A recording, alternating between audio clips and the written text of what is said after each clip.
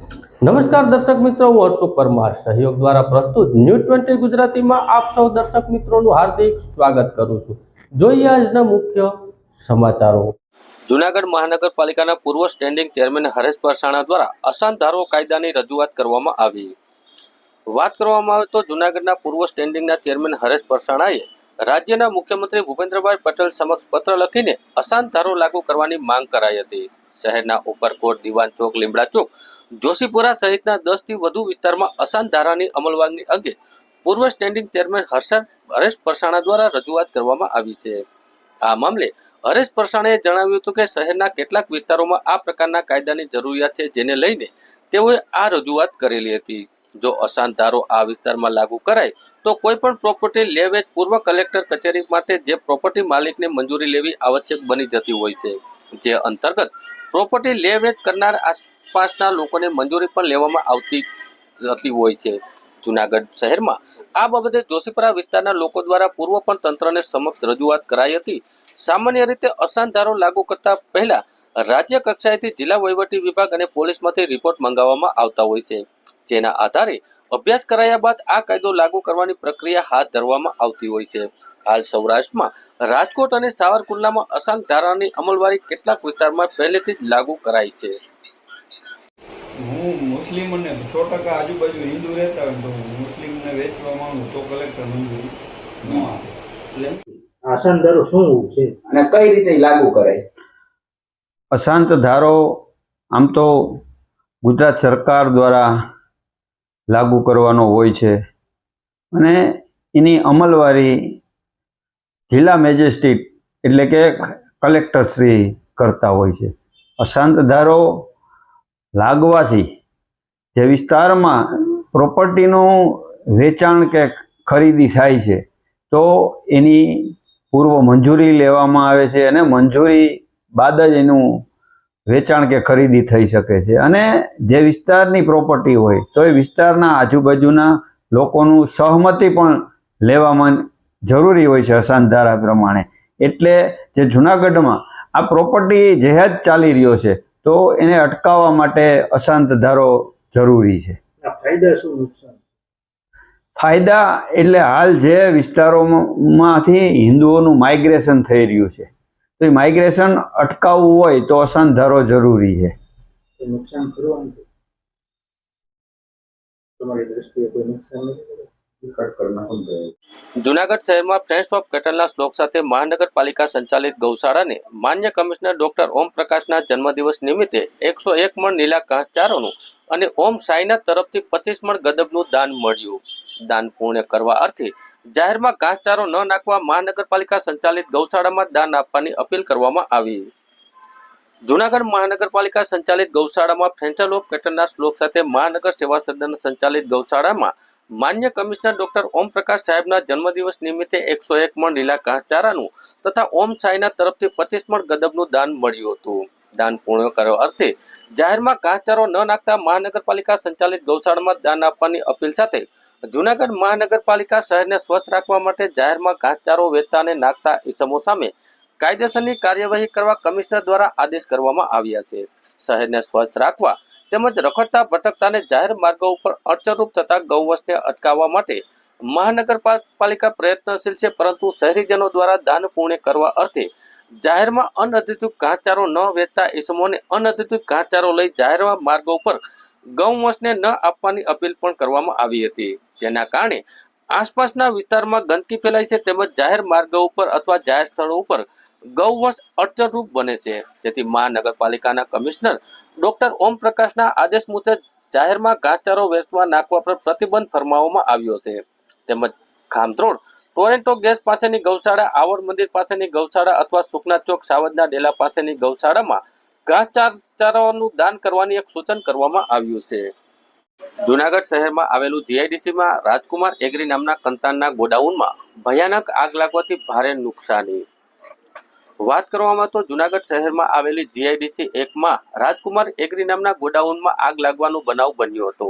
આગ એટલી ભયાનક હતી કે ધુવાડાના ગોટે ગોટા ઉડ્યા હતા। આ દરમિયાન ફાયર વિભાગને આગ લાગવાની જાણ કરવામાં આવી હતી, ત્યારે ફાયરના સુપ્રિન્ટેન્ડન્ટ દીપક જાની અને કાફલો ઘટના સ્થળે પહોંચી ગયો હતો।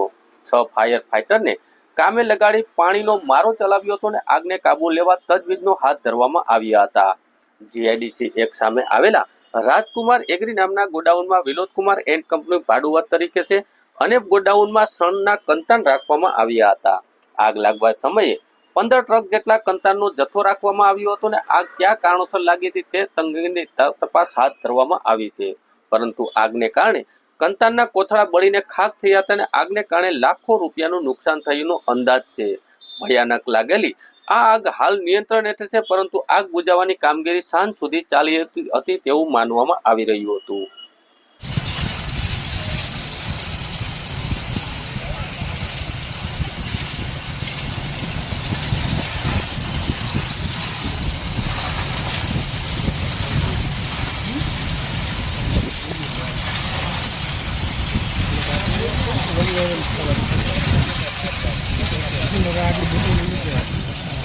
સીસીટીવી કેમેરાનો ઉપયોગ કરીને બનાવેલા ભેદ ઉકેલવામાં જૂનાગઢ નેત્રમ શાખાને 15મી વખત પ્રથમ નંબરનો એવોર્ડ આપી કુલ 20મા એવોર્ડથી સન્માનિત કરતા ગુજરાત રાજ્યના પોલીસ વડા વિકાસ સહાય સાહેબ. ગુજરાત પોલીસમાં વિશ્વાસ પ્રોજેક્ટ અંતર્ગત ઇન્સ્ટોલ કરેલા સીસીટીવી કેમેરાનો ઉપયોગ કરી ઉત્કૃષ્ટ કામગીરી કરનાર જિલ્લાઓને દરની 3 માસે એવોર્ડ એનાયત કરવાનું નક્કી કરવામાં આવ્યું છે, જેમાં રાજ્યના પોલીસ વડા કચેરી દ્વારા ગુજરાત રાજ્યના દરેક જિલ્લામાંથી સારી કામગીરી દરખાસ્ત મંગાવી કમિટી દ્વારા વિજેતાઓના નામ નક્કી કરી રિવોર્ડ રેકોર્ડેશન પ્રોગ્રામ હેઠળ એવોર્ડ એનાયત કરી ગુજરાત રાજ્યના ડીજીપી વિકાસ સાહેબના હસ્તે સન્માન કરી સન્માનપત્ર એનાયત કરવામાં આવે છે. જૂનાગઢ રેન્જના આઈજી નિલેશ ચાંદોડિયા સાહેબ અને જૂનાગઢ જિલ્લા ઇન્ચાર્જ પોલીસ વડા બીયુ જાડેજા સાહેબ દ્વારા ગુજરાત સરકાર દ્વારા વિશ્વાસ પ્રોજેક્ટ અંતર્ગત ઇન્સ્ટોલ કરેલા સીસીટીવી કેમેરાનો મહત્તમ ઉપયોગ કરી શહેરમાં ટ્રાફિક નિયમ અને બનતા કોઈ પણ ગુનાનો ભેદ ઉકેલવા અને કોઈ વ્યક્તિની કિંમતી સામાન ગુમ થયેલો હોય તો ક્યાંય ભૂલી ગયા હોય તો ત્વરિત આ સામાન શોધી પોલીસ પ્રજાનો મિત્ર છે એ સૂત્રને સાર્થક કરવા સૂચનાઓ કરવામાં આવી હતી. આ કામગીરીમાં જૂનાગઢ નેત્રમ શાખાને 15મી વખત પ્રથમ નંબરનો એવોર્ડ આપી કુલ 20મા એવોર્ડથી સન્માનિત કરતા ગુજરાત રાજ્યના પોલીસ વડા વિકાસ સહાય સાહેબ દ્વારા સન્માનિત કરવામાં આવ્યા હતા. નમસ્કાર, આજે હું આપને આપના વાહનને મળેલ ઈ ચલણ જો કોર્ટમાં જતું રહ્યું હોય તો એને ક્લિયર કઈ રીતે કરવું એના વિશે માહિતી આપીશ.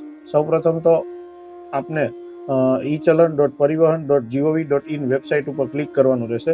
ત્યારબાદ આપના વાહનના નંબર નાખવાના રહેશે. ત્યારબાદ નીચે જે કેપ્ચા કોડ છે એ એન્ટર કરવાના રહેશે અને ત્યારબાદ ગેટ ડિટેલ કરવાની રહેશે. એટલે આપના જે રજિસ્ટર્ડ મોબાઈલ નંબર હશે એના ઉપર એક ઓટીપી આવશે. એ ઓટીપી આપ એન્ટર કરશો એટલે આપના વાહનની ડિટેલ્સ નીચે ચલણની ડિટેલ્સ આવશે અને એમાં પેમેન્ટની નીચે જે સ્ટેટસ છે એના ઉપર ક્લિક કરશું એટલે જે કોર્ટમાં જતું રહ્યું છે એની ડિટેલ્સ બતાવશે. આનું પેમેન્ટ તમે વી કોર્ટની જે વેબસાઇટ છે એના ઉપર ક્લિક કરવું પડશે. વી કોર્ટની વેબસાઇટમાં સૌપ્રથમ વી કોર્ટની વેબસાઇટમાં ક્લિક કર્યા બાદ આપને ડિપાર્ટમેન્ટ પૂછશે, સિલેક્ટ ડિપાર્ટમેન્ટ, એટલે એમાં ગુજરાત અને ટ્રાફિક ડિપાર્ટમેન્ટ સિલેક્ટ કરી અને પ્રોસીડ નાવ કરવાનું રહેશે. ત્યારબાદ આપનો વાહનની ડિટેલ 3 રીતે સર્ચ કરી શકશો. એક તો મોબાઈલ નંબર ઉપરથી, ચલણ નંબર ઉપરથી, વ્હીકલ નંબર ઉપરથી. એમાં આપનો વ્હીકલ નંબર ઉપરથી આપણે ચલણની ડિટેલ સર્ચ કરીએ છીએ. વ્હીકલ નંબર નાખવાનો રહેશે. ત્યારબાદ કેપ્ચા કોડ નાખવાનો રહેશે. કેપ્ચા કોડ નાખ્યા બાદ સબમિટ કર્યા બાદ આપનો જો ચલણ વર્ચ્યુઅલ કોર્ટમાં જતું રહ્યો છે તો એની ડિટેલ્સ આમાં શો કરશે. એ વર્ચ્યુઅલ કોર્ટમાં પણ આપ પેમેન્ટ ક્લિયર કરાવી શકશો. એના ઉપર વર્ચ્યુઅલ કોર્ટમાંથી પેમેન્ટ ક્લિયર કરવા માટે સૌપ્રથમ આપણે વર્ચ્યુઅલ કોર્ટમાંથી આપ પેમેન્ટ ક્લિયર કરી શકશો. એમાં સૌપ્રથમ પહેલું ઓપ્શન છે I wish to pay the proposed fine, એના ઉપર ટિક કરી અને આપ નીચે સબમિટ કરશો એટલે આપના મોબાઈલ નંબર ઉપર એક ઓટીપી આવશે. એ ઓટીપી આપણે સબમિટ કરવાનો રહેશે. ઓટીપી સબમિટ કરી અને વેરીફાઈ ઓટીપી કરવાનો રહેશે. નીચે આઈ એગ્રી અને આઈ હેવ અન્ડરસ્ટુડ એ બેને ઉપર ટિક કરવાનું રહેશે અને ત્યારબાદ એક્સેપ્ટ અને પે ઉપર ક્લિક કરવાનું રહેશે. એક્સેપ્ટ અને પે કર્યા બાદ આપ 3 રીતે આપના વી કોર્ટમાંથી પેમેન્ટ કરી શકશો. ઇન્ટરનેટ બેન્કિંગથી, ડેબિટ કાર્ડ અને ક્રેડિટ કાર્ડથી અને યુપીઆઈથી. આપણે અહીંયા યુપીઆઈથી પેમેન્ટ ક્લિયર કરીએ છીએ.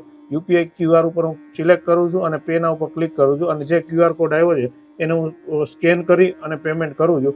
જેવું હું સ્કેન કરી અને પેમેન્ટ સબમિટ કરી દઈશ એટલે આપને સક્સેસનો મેસેજ મળી જશે. સક્સેસનો મેસેજ મળ્યા બાદ આપને જે પેમેન્ટ કરેલું છે એની રિસીપ્ટ પણ મળી જશે. ટ્રાફિકના નિયમોનું આપણે સૌ પાલન કરીએ. Thank you.